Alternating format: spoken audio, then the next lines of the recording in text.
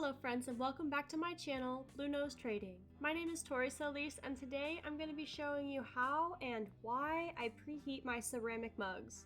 The short and simple here is that the ceramic mug needs a preheat. We use the warm water from the sink to preheat the mug to keep the drink warmer longer. You can stop right here if you want to. But if you'd like to dive a little deeper into the properties of the ceramic body that make them so wonderful for your beverages, stick around. Disclaimer here, I'm not a chemist, I'm just a curious potter who did a deep dive online trying to understand the physical properties of ceramics and how they relate to the functionality of keeping your drinks warmer longer. So let's get right into it.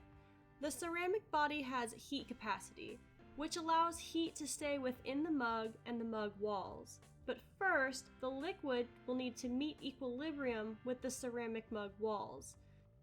The main point in preheating the ceramic with warm water from the sink is to allow the heat from the warm water to transfer into the mug walls and not your well-crafted beverage.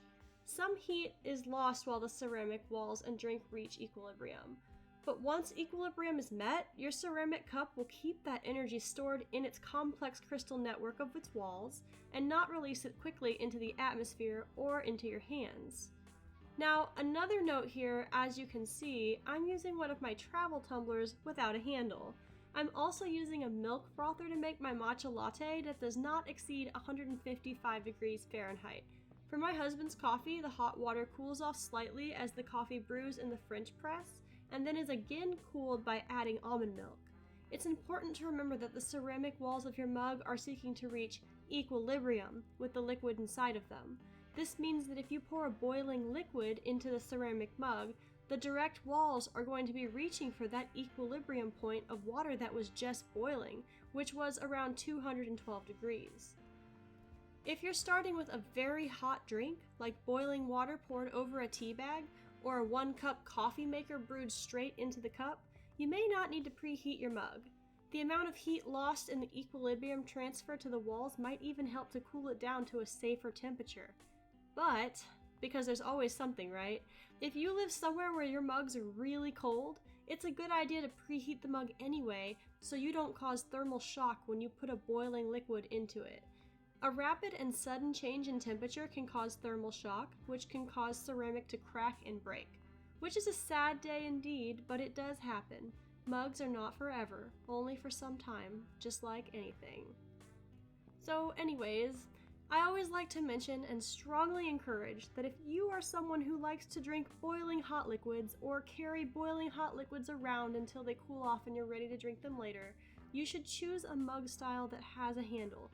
If the drink is too hot to drink, the exterior of the mug is likely going to be too hot for you to touch safely.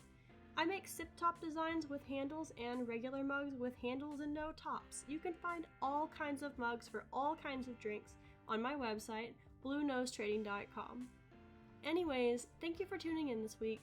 I hope this little trick can help you to understand why you would preheat your ceramic mug if you want a drink to stay warmer longer or if you want to prevent causing thermal shock.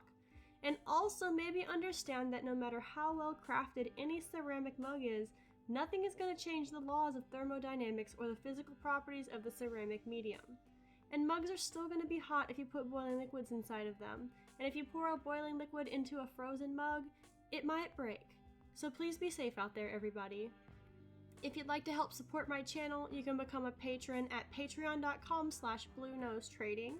To find the perfect handmade ceramic mug for your morning, afternoon, and evening beverages, check out my website, bluenosetrading.com. Remember that you have great ideas that are worth exploring. Try to take a walk this week if that's something you're able to do. Thanks for sticking out to the end, and I will see y'all next week.